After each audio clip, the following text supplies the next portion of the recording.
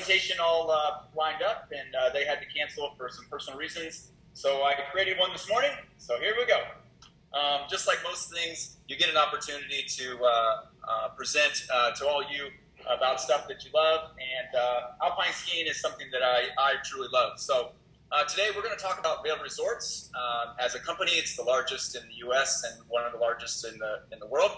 We're going to talk about ski terrain. We're going to talk equipment, and then who are your ski instructors? So first, Vail Resorts itself. It is a premier mountain resort. It is their product is the great outdoors, and simply their mission is to create experiences of a lifetime.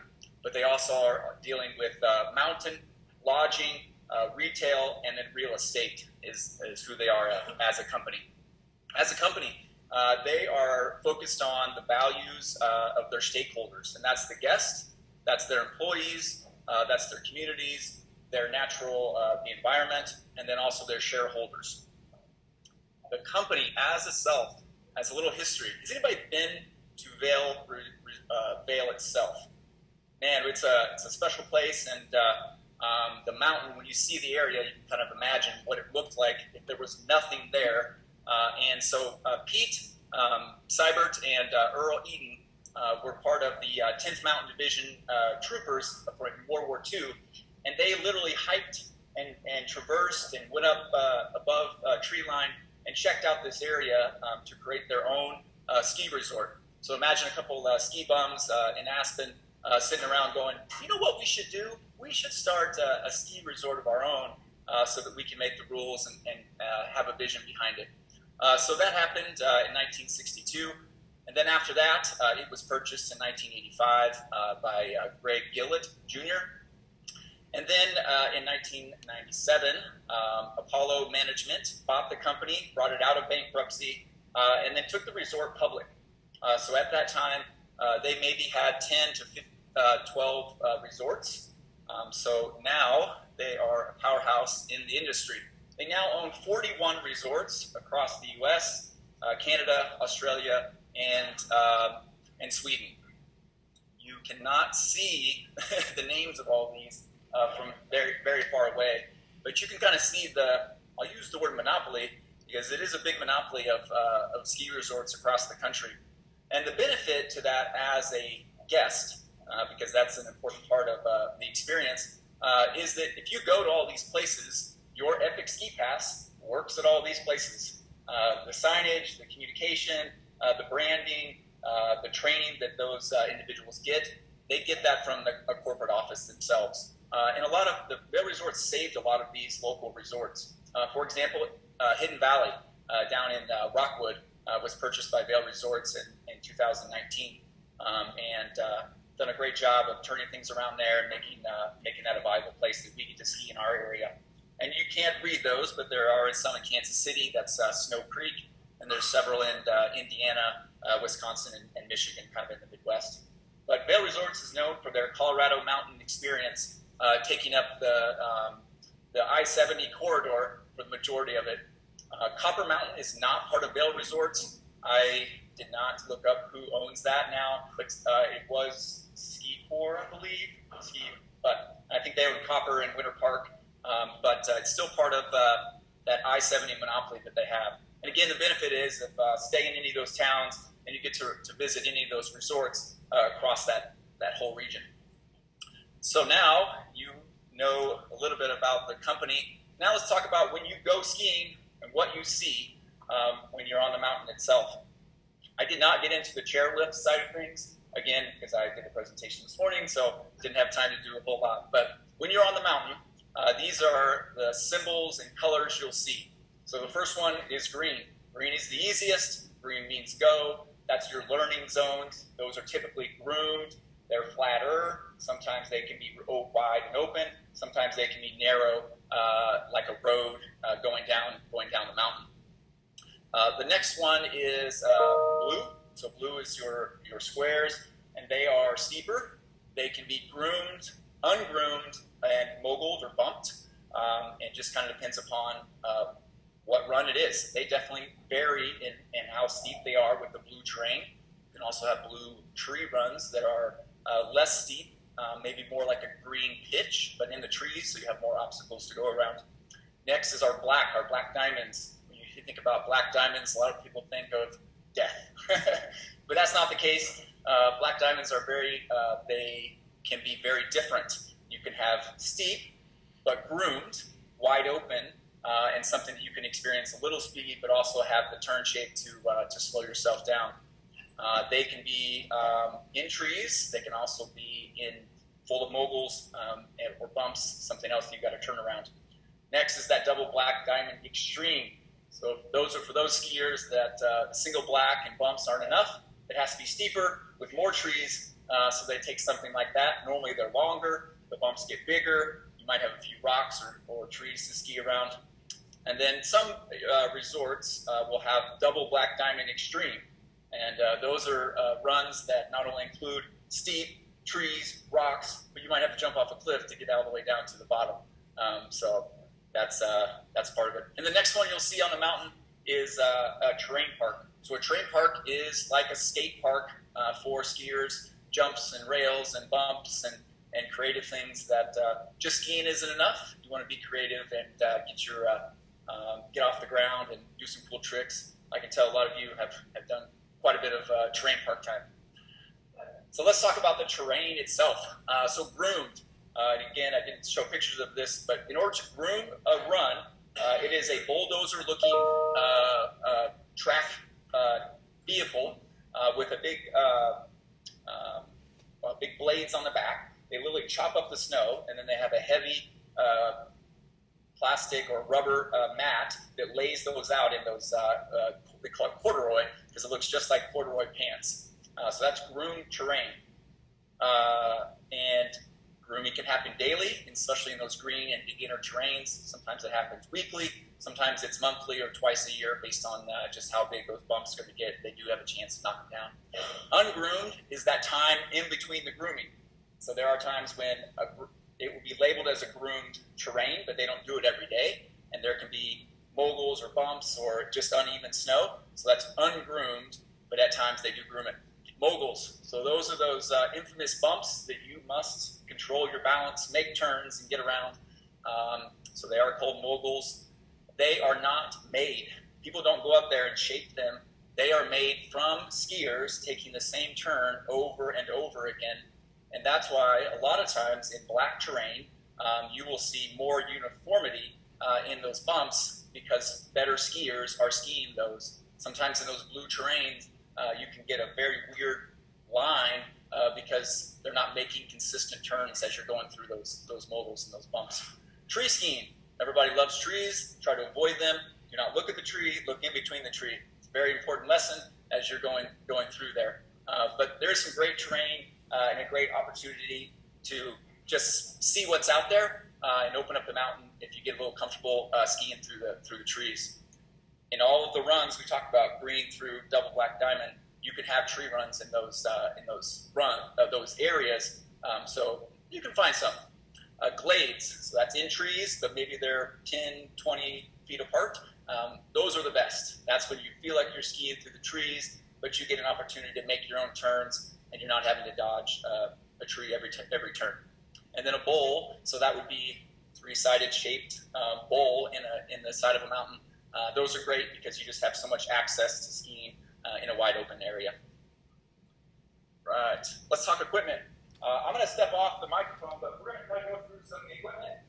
So you are getting ready to ski. The first thing you get to put on is socks. Start with your socks. You're going to put your socks on first. You need one pair of socks. Do not put two pairs of socks because that's going to give you blisters. Typically, you want them higher than the boot that you're using. And you don't want any ridges in them. Anytime there's a ridge in that sock, that will end up being like an indentation into your skin. So you want a good pair of socks. A lot of great companies make some really great socks for the weather or for skiing. Next, you get the opportunity to put on some fancy tight pants. So those are pants that are going to be warm underneath. That's a part of your base layer. And for most of you, you do need to wear pants on top of these because we don't want to see you. Next, you're going to have an upper base layer, And again, what this base layer is, sometimes it's very thick and warm, or sometimes it could be a t-shirt based on what it is, but you do want to have an underlayer. That's going to soak up the sweat and also keep you warm. And again, there's a million different brands that go with that. You just don't want something that holds that sweat. So a cotton t-shirt, probably not the best plan. You want something that wicks or removes that. So you put on socks, you put on your pants next, you put on your upper layer. Next is you would have ski pants. I don't have them with me today, but you would put on, typically, in a cooler day, you would wear some type of puffy down jacket to hold that heat nice and tight to you. And then that last layer is normally a waterproof rain jacket or a regular ski coat, just to keep the water out of you. But at any point, you can take off one of those layers based on the changing of the weather as you go through it. Okay, next, let's go with, you gotta have gloves. These are gloves, obviously. Gloves are great. My hands get cold, so I have a mitten that goes over top of my glove for early in the morning.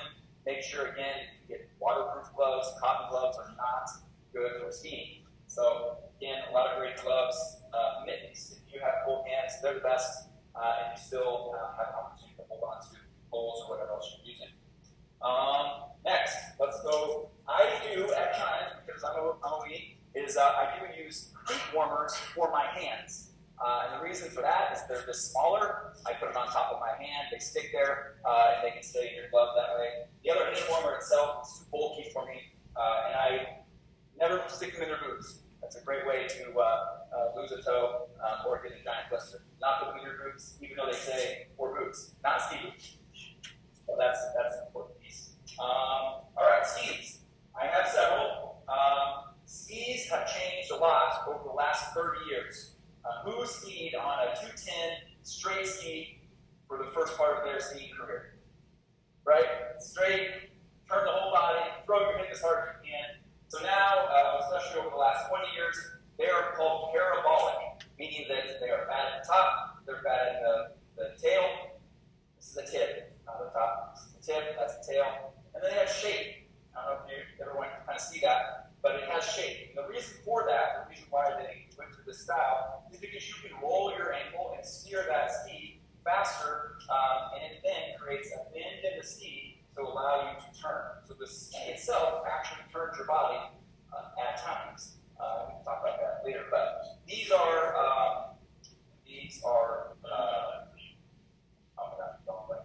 these would be for a slalom course or carving skis, meaning that you can turn just as fast as you can. You've seen those people just lay their skis on edge and carve out a nice turn like that. And they are stiff. They have a lot of shape to them, and they're heavy, so you can really gain a lot of speed without having a lot of chatter. Next, this is a freestyle ski, meaning it has two tips. The tip and the tail is called a twin tip ski. It is still shaped. You still want a little shape into that. These are center mounted, meaning that your foot is literally the center of the ski. The benefit to that is if you are spinning 360s or jumping on things, that you have full control of the ski itself. It is also very nice for teaching because it allows you to really emphasize a pivot with your skis themselves. These are some of my favorite skis. I don't get to wear them very much. These are my Iron Maiden K2 powder skis. So my girls always ask why they have to be so mean. Because you have fun in the powder. So these are my fun play skis. They are fat. They are heavy. Their job is to plow through powder and have a lot of fun with that. Next, we talk about the boot. You guys picked up a pair of skis. Now you have a boot. Your boot is stiff for a reason, not for walking. These boots are not made for walking. Some boots are made for dancing. These are not. These are made for skiing. So that's the worst part about skiing is the boots. Best part about skiing is taking your boots off. They are hard. They have several different buckles. But you want a boot that when you move, that your foot does not move back and forth. Because imagine that you are, whatever you're doing, if you move your foot, the ski has to move. If you move your foot and the boot moves, then your ski moves. And you want those two things to happen. What you don't want is you don't want a boot that is cutting off circulation. So like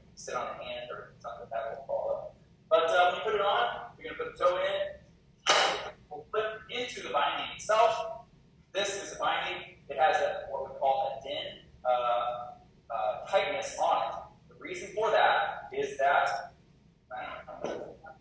your foot, and these are tight, really tight, should pop out of there when you come through the ski. When you wreck or catch an edge, that foot should come out. So based on your skiing ability and how hard you ski, you won't set that. The ski professionals, they'll set that thing based on your height, your weight, your skiing ability. For those that are skiing double black diamonds, you do not want that ski to come off because you probably won't find it again. So they're typically on there really tight. Going pretty fast. So, that. Ski poles. Most adults have ski poles because it's just easier to move around. There are four things that these things do for you. The easiest one is to move in the flat. The second one is balance, turn rhythm, and they actually start your next turn. So they help you initiate a turn. Pole length, somewhere where when you grab onto them, you actually grab onto them like this, which you go backwards in the snow. It should be at a 90-degree angle with your arm. Perfect. All right, going as fast as I can. So we got boots, skis, helmet.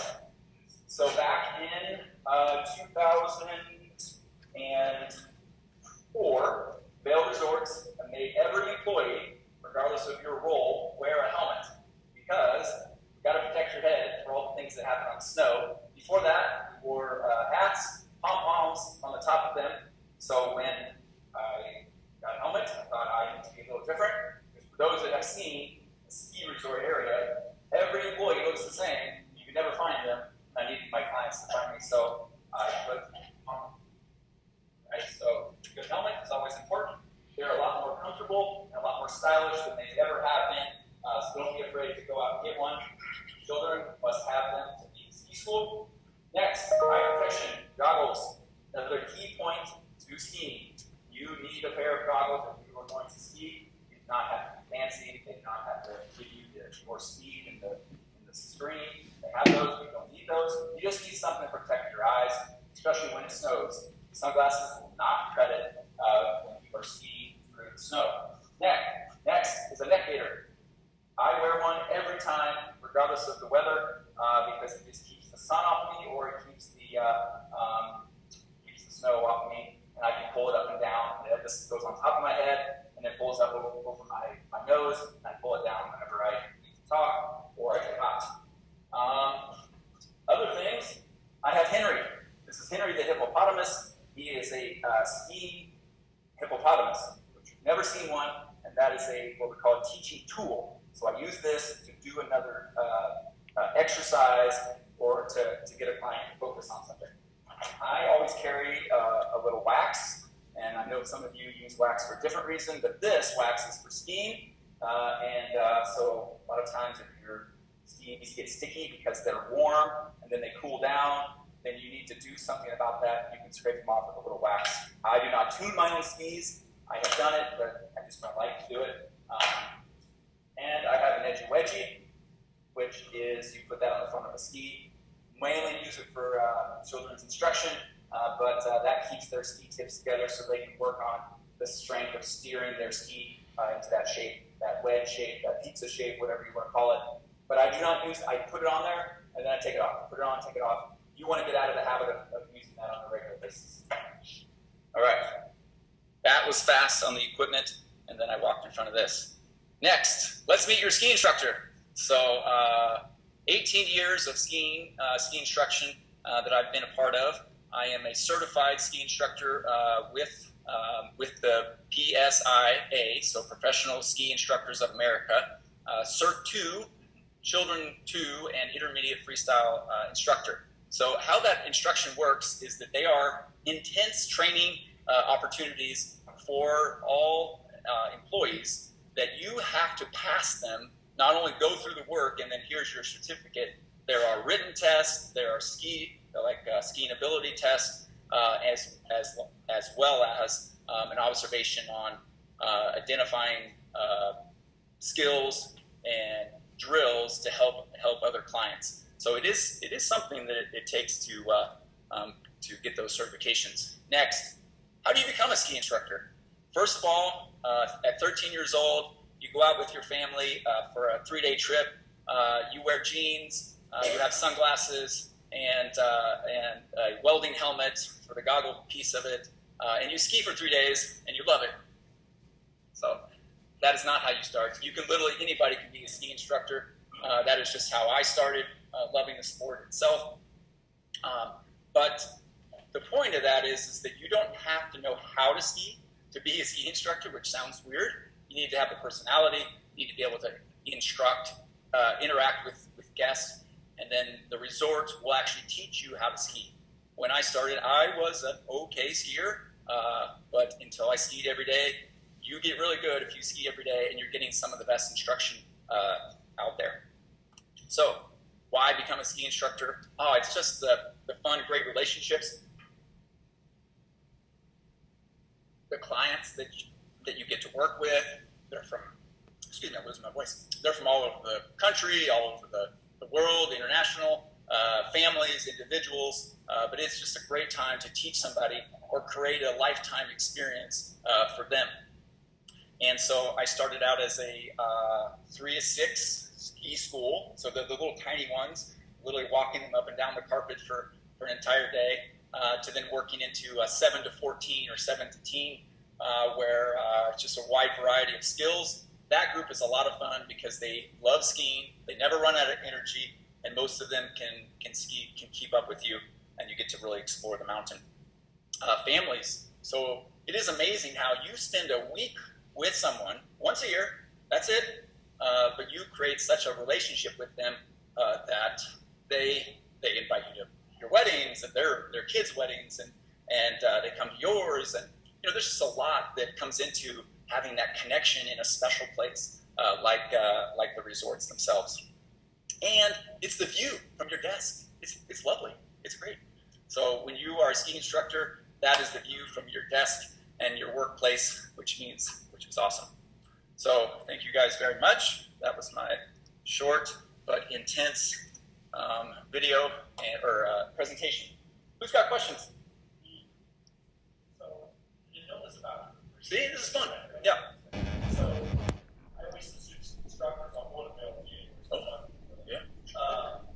I always assume they live out there. So you just go out like you're doing. Yeah. So I worked out there 5 winters full time. That was what I did. That was my plan. It wasn't my real plan, but that was what I was doing. And so now after that, I have a contract with them that I have to do a minimum of 7 days. They call it holiday help, and then you can do up to 22 and be part-time instructor. And then based on my jobs over the last 20 years, 15 years, I've been able to do 7 days, and up to I think 30 was the most I ever did in 1 year after I left there. So it's a lot of commitment there, but nope, it's a good question. Who else? Yeah. So many questions. Okay. Because I know you love skiing. I do. How far have you, where else have you been with your epic pass? Number 2, did you teach your girls? And number 3, ski school is so expensive. What percentage of that do you get? These are all good questions. So the first one is majority of my skiing has been in the Vail or in the I-70 corridor. I have a hard time leaving my comfort zone, and as life goes on, I have to have 7 days out there. Most of my employers haven't really appreciated me spending more than 7 days outside of work to go other places. I need to visit more of the resorts, but I've done all the ones in Colorado, Breckenridge, Keystone, Vail, Beaver Creek, and so on. People always ask me, "What's your favorite?" I think it depends upon the condition. My home place is Beaver Creek. There's never as many people there. It has every type of terrain that you can appreciate. It's very family friendly. And at the end of the day, you get cookies. So it's a win. Girls, I taught my girls. We started at Hidden Valley when they were about 2, and then we've been going out on a regular basis the last 2-3 years to Colorado for a short trip. I have been teaching them. It's been a lot of fun. Those pictures were actually some of them, both of them were my girls' friends. Some of them have a great friend of ours that they just booked me for the week. It's awesome. And so they booked me for the week. I ski with everybody, so there's like 18 of us, but I just lead that for them. I ski with their kids, I ski with mine. and I get paid for it, which is awesome. But next question is, that is very expensive because ski school funds the mountain on top of everything else. So in a typical day, I probably should share this, but I trust all of you. It is worth having a lesson. If you really want to enjoy the sport for you or your kids or your grandkids or a client, get them a lesson. I know it's a lot, but it's worth it. Otherwise, you're not going to want to go because you're going to get hurt. You're not going to be able to have fun. And there are different levels to that, what that lesson is. But so in a typical day, I'll make $250, plus a tip. So sometimes I'm like, man, it's not a lot of money, but I am skiing around. And as you work with clients, you are literally skiing around, giving instruction, which is a lot of fun.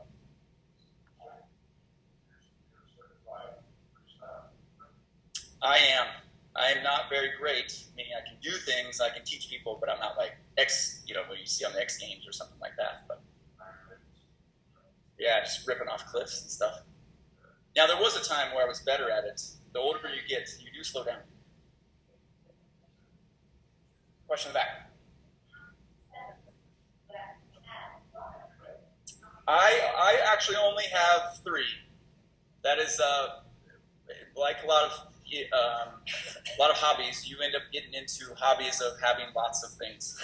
But I've been telling myself 7 days a year I should probably only have 1 or 2, and then you get one and you have it for a long time. But I did finally the twin tips. I replaced those, and I'll ski out something new this winter.